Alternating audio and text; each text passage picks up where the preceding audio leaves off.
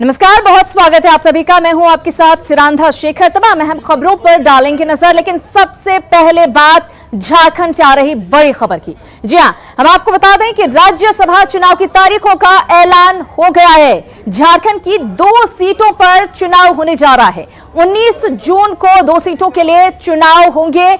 दूसरी सीट पर जेएमएम की जीत पक्की मानी जा रही है। तो बड़ी खबर हम आपको दे रहे हैं। हम आपको बता दें 19 जून को राज्यसभा का चुनाव झारखंड में होगा।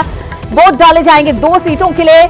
दूसरी सीट पर कांटे की टक्कर हो सकती है। एक सीट तो कंफर्म मानी जा रही है, शिबू सोरेन राज्यसभा जाएंगे, लेकिन दूसरी सीट पर कांटे की टक्कर हो सकती है। एक सीट पर जीत के लिए 27 वोटों की जरूरत होगी। दूसरी सीट की बात करें तो कांग्रेस और बीजेपी आमने सामने है। दूसरी सीट के लिए दूसरी सीट पर बीजेपी जीत सकती है। अब देखना होगा किस तरह का यहां पर सिचुएशन बनता है, कैसे क्या आजसू को अपने साथ बीजेपी ला पाती है या फिर क्रॉस वोटिंग होती है।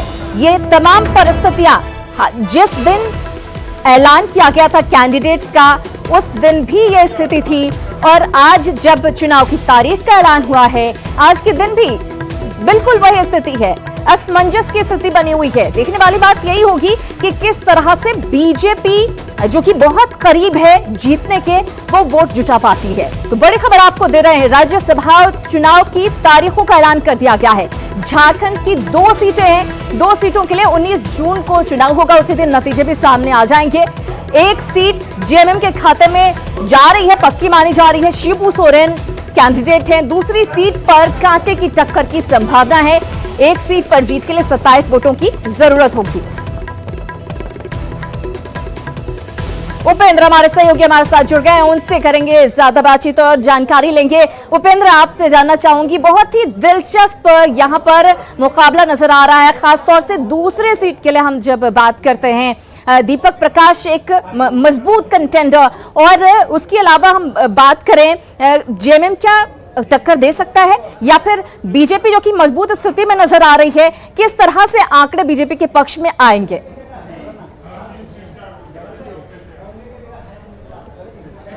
देखिए सिरांधा, राज्यसभा का चुनाव है और 2 सीटों पर चुनाव होना है। 3 उम्मीदवार जब हैं मैदान में, तो बिल्कुल जो मुकाबला है, चुनाव है, वो रोचक होगा। लेकिन जहां तक झारखंड मुक्ति मोर्चा की बात है, झारखंड मुक्ति मोर्चा के प्रत्याशी शिबू सोरेन की जीत में कहीं से कोई इफ बट नहीं है। 29 विधायक हैं सदन में झारखंड मुक्ति मोर्चा के, जिसमें से जीत के लिए जो संख्या है झारखंड विधानसभा में वो 27 का है। प्रथम वरीयता की जो 27 वोट है वही जीत हार तय कर देगा। तो कहीं ना कहीं से कह सकते हैं कि झारखंड मुक्ति मोर्चा को उम्मीदवार के लिए कहीं कोई शक की गुंजाइश नहीं है। शिबू सोरेन का सदन राज्यसभा में जाना, उच्च सदन में जाना एकदम बिल्कुल तय है। जहां तक दूसरी सीट की बात है, उसकी में कांग्रेस के साथ भारतीय जनता पार्टी का मुकाबला है। और अगर अंक की बात करें, आंकड़ों की बात करें, तो कांग्रेस थोड़ा कमजोर हुई है। जिस तरह से विधायक राजेंद्र सिंह का निधन हुआ है, उसके बाद संख्या उनका सदन के अंदर कम हुआ है। अब देखा जाएगा कि 25 जो विधायक हैं वो सदन के अंदर भारतीय जनता पार्टी के हैं। आजसू पूर्व में सहयोगी रही है और उम्मीद है भारतीय जनता पार्टियों को कि आजसू का उनको सहयोग मिलेगा। साथ साथ सरजू राय, अमित यादव जो पहले भाजपा के विधायक हुआ करते थे, उनसे भी उनको उम्मीद है कि उनका समर्थन उनको मिलेगा और इस तरह से वो जीत के आंकड़े तक पहुंच जाएंगे। लेकिन जिस तरह से जो सत्ताधारी दल है झारखंड मुक्ति मोर्चा, कांग्रेस और राजद हैं, उनके नेता लगातार कहते रहे हैं कि सदन के अंदर जीत और हार सिर्फ आंकड़ों का खेल नहीं होता है, इसमें बहुत कुछ आगे होता है, बहुत कुछ पीछे होता है। हमेशा राजनीति में 1 और 1 2 नहीं होता है, कभी कभी 1 और 1 11 हो जाता है। तो तमाम तरह की जो बातें हैं वो अभी होगी, राजनीति होगा। कोशिश होगी कि किस तरह से जो निर्दलीय विधायक हैं उनको अपनी ओर खींचा जाए, कुछ और उपाय किए जाए। उसको लेकर के बहुत सारे राजनीतिक घटनाक्रम है जो आने वाले दिनों में दिखेगा। श्रीरांधा, बिल्कुल उपेंद्र, ये भी बहुत इंटरेस्टिंग हो गया है कि जिस तरह से कांग्रेस कहती आ रही है कि 1 और 1 हमेशा 2 नहीं होता, 1 और 1 11 भी हो सकता है। तो आखिर किस आधार पर ऐसा कह रही है कि कुछ बहुत बड़ा चेंज हो जाए, क्योंकि बीजेपी साफ साफ दूसरी सीट के लिए मजबूत स्थिति में नजर आ रही है?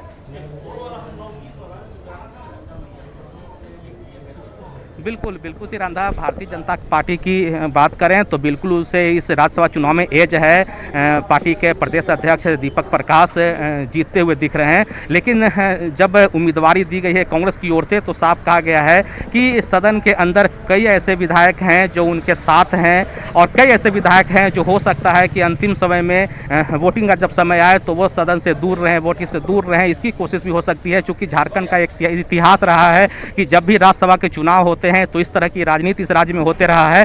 तो इसी पे उम्मीद है कि कांग्रेस को कि कहीं ना कहीं जो दूसरा उम्मीदवार है उसको वो जीत दिला देंगे, क्योंकि इससे पहले भी जब भारतीय जनता पार्टी सत्ता में थी उस समय में बसंत सोरेन बिल्कुल जीतते हुए दिख रहे थे, लेकिन अंत समय में रघुवर दास ने जिस तरह से राजनीति किया या कहे जो चालें चली उसमें बसंत सोरेन की हार हो गई थी और भारतीय जनता पार्टी का दूसरा उम्मीदवार भी जीत गया था। तो तमाम तरह की संभावनाएं यहाँ पर हैं और बिल्कुल, और क्या संभावनाएं समीकरण बनते हैं इस पर नजर मारी रहेगी। अपडेट्स लगातार अपने दर्शकों तक पहुंचाते रहेंगे। धन्यवाद उपेंद्र इस तमाम जानकारी के लिए। 19 तारीख का अब इंतजार रहेगा जिस दिन चुनाव होंगे और नतीजे भी सामने आएंगे। देखने वाली बात यही रहेगी कि कितनी आसानी से बीजेपी दूसरी सीट जीत पाती है। चलिए अब आगे बढ़ते हैं। अब एक ऐसी तस्वीर जो डरा रही है, लेकिन तस्वीर में दिखने वाले लोग डर नहीं रहे बल्कि मौत को न्योता दे रहे हैं। जी हां, लोग मौत को दावत देते हुए नजर आ रहे हैं। साफ साफ नाच गाकर मौत को न्योता देने की ये तस्वीरें आंध्र प्रदेश के कृष्णा जिले से सामने आई हैं। इन तस्वीरों को देखकर लगता है कि कोरोना का लोगों में खौफ ही खत्म हो गया है। चिलाकल्लू गांव में समारोह के दौरान किस तरह से सोशल डिस्टेंसिंग की धज्जियां उड़ाई गई हैं, ये तस्वीरें इस बात को चीख चीख कर बता रही हैं, चीख चीख कर इस बात की गवाही दे रही है।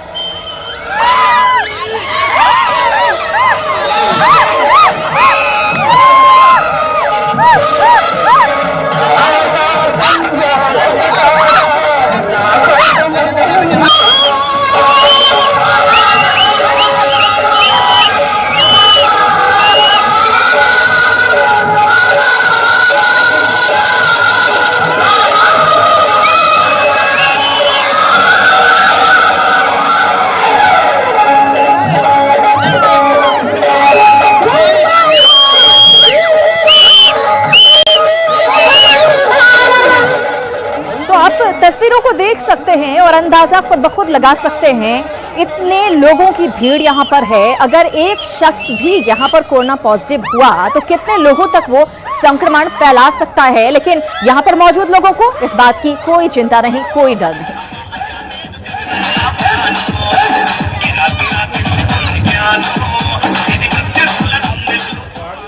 और यह हाल सिर्फ आंध्र प्रदेश का नहीं बल्कि बिहार में भी इसी तरह लोग मौत को न्योता दे रहे हैं।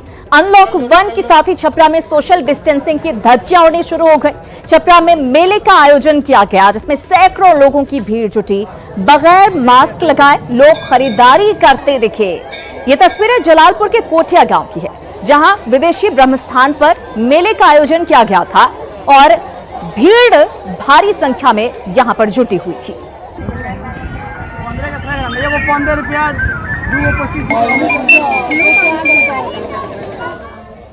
तो आस्था के आगे सोशल डिस्टेंसिंग के सारे नियम टूट रहे हैं। बक्सर में गंगा दशहरा मौके पर बड़ी संख्या में लोग गंगा स्नान के लिए पहुंचे। रामरेखा घाट पर जो तस्वीरें सामने आई है वो बताने के लिए काफी हैं कि लोगों पर आस्था इस कदर हावी है कि वो जान जाने तक की परवाह नहीं कर रहे हैं।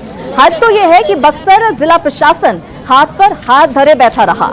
8 जून के पहले धार्मिक स्थलों को खोलने पर रोक है, लेकिन बक्सर के रामरेखा घाट पर मंदिर खुल चुके हैं। लॉकडाउन के बीच अब तक धार्मिक आयोजनों से लोगों की दूरी दिख रही थी, लेकिन अब अचानक से चौथा चरण खत्म होने के बाद सारे नियम कायदे टूटते नजर आए हैं। जिस तरह का नजारा रामरेखा घाट पर दिख रहा है वो संक्रमण को साफ साफ निमंत्रण दे रहा है। और ये हालात सिर्फ बक्सर में ही नहीं है बल्कि पटना सिटी और मुंगेर के गंगा घाट की तस्वीरों को देखकर भी आप यही सोचेंगे। आप देख सकते हैं तस्वीरें किस तरह से गंगा नदी के घाटों पर भारी भीड़ जुटी हुई है। पटना सिटी में खतरनाक कोरोना वायरस के बीच लोग जिस तरीके से घाटों पर पहुंच रहे हैं उसको देखकर कहा जा सकता है कि खौफ पर आस्था भारी है। आपके सामने दूसरी तस्वीर भी है मुंगेर की। मंदिरों में किस तरह से लोगों का जमावड़ा लगा हुआ है। सोशल डिस्टेंसिंग की धज्जियां उड़ाते लोग नजर आ रहे हैं।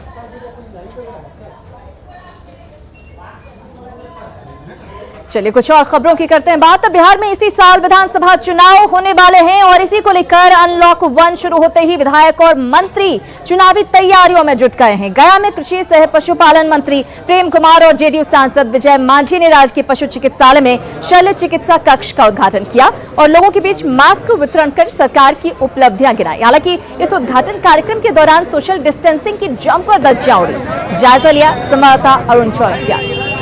अनलॉक 1 शुरू होने के बाद से कई गतिविधियां शुरू हो गई है केंद्र सरकार के आदेश के बाद, और शिलान्यास और उद्घाटन का भी कार्यक्रम शुरू हो गया है। बिहार सरकार के कृषि मंत्री सह पशुपालन मंत्री ने आज यहां गया जिला में एक उद्घाटन का काम किया है और पशु शल्य चिकित्सा कक्ष का उद्घाटन किया है। सर, आज क्या उद्घाटन हुआ और इसका लाभ किसको किस मिला? इस मगध प्रमंडल का मुख्यालय और यहाँ पहले से भी अस्पताल काम कर रहा था, लेकिन अपने काफ़ी संख्या में जो हमारे पशु हैं और छोटे जो हमारे पशु हैं, मतलब जाकर बकरी है, डॉग है, इन लोगों के लिए शल्य चिकित्सा का इंतजाम यहाँ पर नहीं था जाकर के। उसी कार्यक्रम का उद्घाटन किया गया है जाकर के। यहाँ पैथोलॉजी की व्यवस्था नहीं थी और यहाँ के लोग पटना इलाज कराने जाते थे।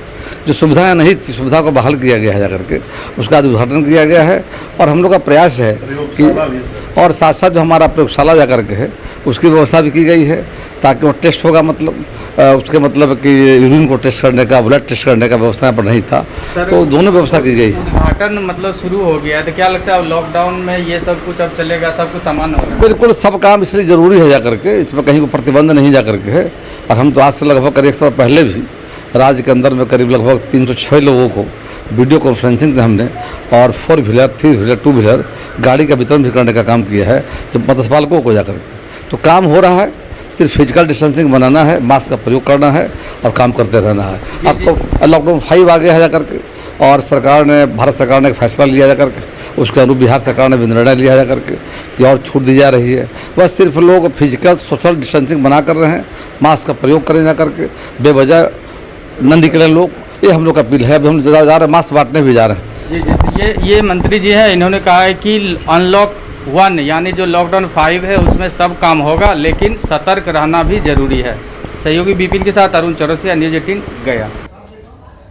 और बिहार में इसी साल विधानसभा चुनाव होने वाले हैं और इसे लेकर बीजेपी का केंद्रीय नेतृत्व अभी तैयारियों में जुट गया है। कोरोना को लेकर आम चुनाव की तरह रैली नहीं हो सकती, लिहाजा वर्चुअल रैली की तैयारी हो रही है। बिहार में बीजेपी इसी महीने 2 बड़ी वर्चुअल रैली करने वाली है। 9 जून को अमित शाह रैली को संबोधित करेंगे, जहां गृह मंत्री अमित शाह एक रैली को संबोधित करेंगे 9 जून को, तो वहीं दूसरी तरफ जो दूसरी रैली होगी उसको पीएम नरेंद्र मोदी संबोधित करेंगे।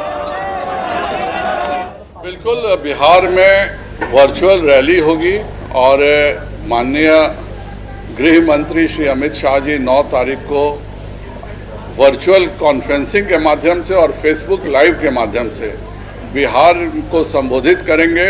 और हम लोगों ने लक्ष्य रखा है कि कम से कम 1 लाख लोग उनका संबोधन डिजिटल माध्यम से सुने। बड़ी रैली 2 होगी और सभी 243 विधानसभाओं में वीडियो कॉन्फ्रेंसिंग के माध्यम से वर्चुअल रैली होगी। इधर तेजस्वी यादव ने बीजेपी की वर्चुअल रैली पर सवाल खड़े कर दिए हैं। तेजस्वी यादव ने अपील की है कि 9 जून को बिहार की जनता थाली कटोरा लेकर अमित शाह की रैली का प्रतिकार करे। तेजस्वी ने कोरोना काल में बीजेपी की इस वर्चुअल रैली को सत्ता के लिए लालच करार दिया है।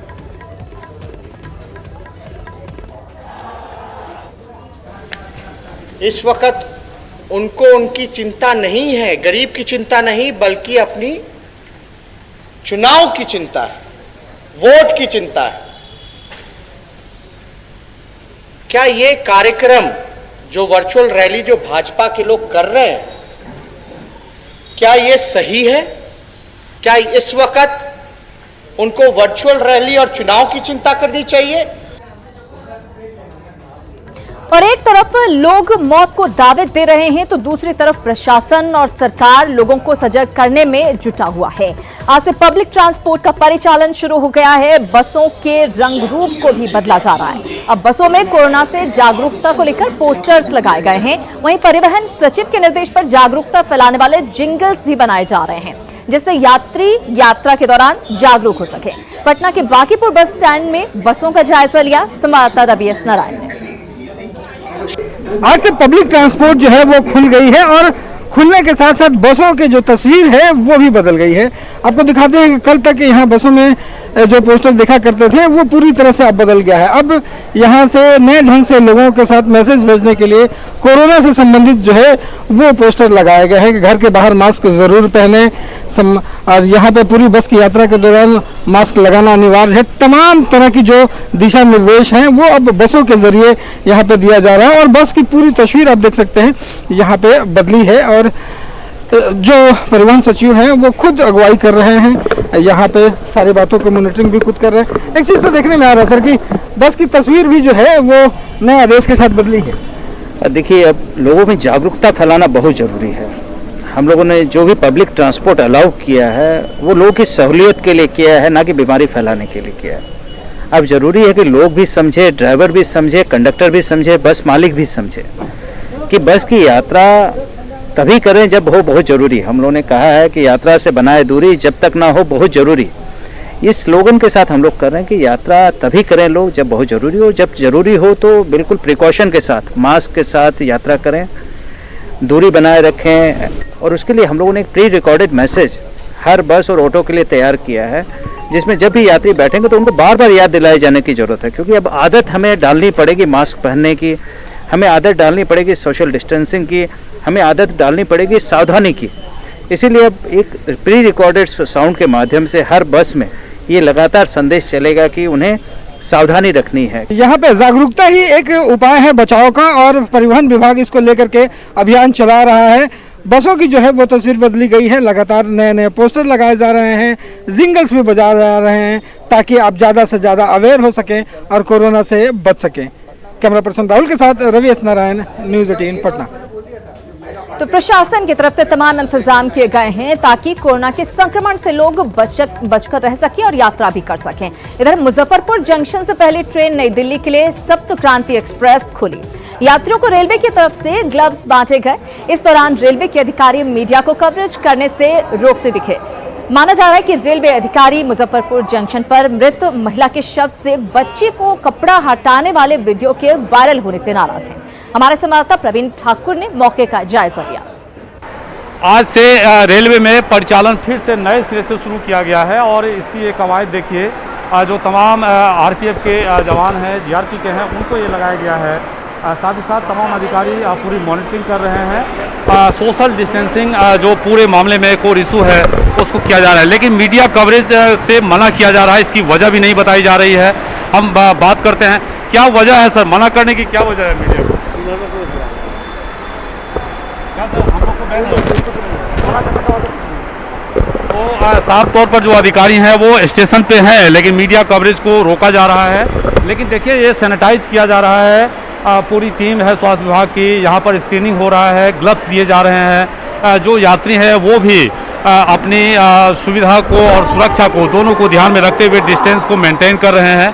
और यहाँ से पैसेंजर ट्रेन की शुरुआत हो रही है और पूरे देश भर में आज इसकी शुरुआत हो रही है। इसको लेकर यात्री भी सोशल डिस्टेंसिंग को मेंटेन कर रहे हैं, लेकिन मीडिया को जिस प्रकार रोका जा रहा है ये समझ से परे है, क्योंकि साफ तौर पर रेलवे ने कहा है कि आप तमाम जो बुनियादी बातें हैं कोरोना संक्रमण को रोकने की उसका ख्याल रखें। शायद यही वजह है कि रेलवे के जो अधिकारी और कर्मी हैं उन्हें डर है कि कहीं मीडिया इसकी कुछ निगेटिव रिपोर्टिंग ना कर दे। लेकिन जो मैं तस्वीर देख रहा हूँ साफ तौर पर सोशल डिस्टेंसिंग है। यहाँ पर लोगों को क्यू में लगाया गया है, बैरिकेडिंग की गई है, ग्लव्स दिए जा रहे हैं, सैनिटाइज किया जा रहा है। तो जो कोरोना संक्रमण को फैलने की बुनियादी शर्तें हैं उसको तत्काल मुजफ्फरपुर में पालन किया जा रहा है। कैमरामैन संजीव के साथ प्रवीण ठाकुर, न्यूज़ 18 मुजफ्फरपुर। तो आज देश भर में ट्रेनें शुरू हुई हैं। बिहार से भी आज से ट्रेनों की शुरुआत हुई है, ट्रेनें खुलनी शुरू हुई हैं। हम आपको बिहार के 3 रेलवे स्टेशनों की तस्वीर दिखाते हैं जहां से ट्रेनों की शुरुआत हुई है या फिर वहां पर पैसेंजर को लेकर ट्रेन पहुंची है। आप देख सकते हैं 3 तस्वीरें आपके सामने। पहली तस्वीर राजधानी पटना की है, जहां जंक्शन पर यात्री लगातार पहुंच रहे हैं। यहां आने वाले यात्रियों की स्क्रीनिंग की जा रही है, उनके सामानों को सैनिटाइज किया जा रहा है। वहीं दूसरी तस्वीर लखीसराय की है। लखीसराय रेलवे स्टेशन की तस्वीर आप देख सकते हैं। पटना से हावड़ा के लिए निकली जन शताब्दी एक्सप्रेस पकड़ने के लिए 100 यात्री ट्रेन में सवार हुए। 70 दिनों के बाद रेल यात्रा शुरू होने के बाद यात्री बेहद खुश नजर आए। वहीं तीसरी तस्वीर आपके सामने राजगीर रेलवे स्टेशन की है, जहां से श्रमजीवी एक्सप्रेस खुली। यात्रा के लिए पहुंचे लोगों की स्वास्थ्य जांच की गई, वहीं उनके सामानों को भी सैनिटाइज किया गया। तो आज से बिहार के अलग अलग शहरों से 48 ट्रेनों का परिचालन शुरू हो गया। वहीं 20 ट्रेनें बिहार होकर गुजर रही हैं। ट्रेनों के परिचालन शुरू होने और कोरोना को देखते हुए यात्रियों की भीड़ को लेकर रेलवे प्रबंधन पूरी तरह से अलर्ट और सजग है। संवाददाता साकेत कुमार ने ईस्ट सेंट्रल रेलवे के CPRO राजेश कुमार से रेलवे की तैयारियों पर बात की। बिहार से 24 जोड़ी ट्रेनें शुरू हुई है। हमारे साथ ECR के CPRO राजेश जी मौजूद हैं। हम बात करते हैं कि क्या कुछ गाइडलाइन, सर क्या कुछ गाइडलाइन दिया गया है पैसेंजर्स के लिए इन ट्रेनों में सफर करने के लिए? पहला गाइडलाइन ये है कि पैसेंजर्स जब भी आएं तो स्टेशन 90 मिनट पहले आएं। साथ ही साथ उनके मोबाइल फोन में आरोग्य सेतु ऐप का होना अनिवार्य है और जिन यात्रियों का टिकट कंफर्म है केवल वही स्टेशन परिसर में प्रवेश कर सकते हैं। वेटिंग लिस्ट वाले यात्रियों को स्टेशन परिसर में प्रवेश करने की कोई अनुमति नहीं है। इसके साथ ही साथ फेस मास्क पहनना अनिवार्य किया गया है पूरे यात्रा के दौरान। तो रेलवे ने अपनी तरफ से पूरी तैयारी कर रखी है ताकि कोरोना के संक्रमण को रोका जा सके। इधर खतरनाक कोरोना वायरस से निपटने के लिए वैज्ञानिकों के साथ साथ सनातन धर्म से जुड़े लोग भी लगातार कोशिश कर रहे हैं। पटना में आचार्य सुदर्शन जी महाराज के अवतरण दिवस के मौके पर 2 जून को यानी कि कल संकट निवारण दिवस मनाया जाएगा। आचार्य सुदर्शन महाराज ने बताया कि इस दिवस के माध्यम से सभी लोग मिलकर कोरोना से बचने का प्रयास करेंगे। आज जिस परिवेश में हम लोग जी रहे हैं, हम लोग क्या पूरा देश और पूरा विश्व, आज पूरे विश्व जो संकट की स्थिति से गुजर रहा है, तो जितने भी बुद्धिजीवी लोग हैं, प्रबुद्ध लोग हैं, उन लोगों की चिंता होना स्वाभाविक है। तो हम लोगों ने एक निश्चय किया कि आज 2 जून को एक संकट निवारण दिवस के रूप में एक आयोजन करें। न्यूज 18 स्पेशल में फिलहाल इसी के साथ इतना ही, लेकिन न्यूज 18 बिहार झारखंड पर खबरों का सिलसिला लगातार जारी।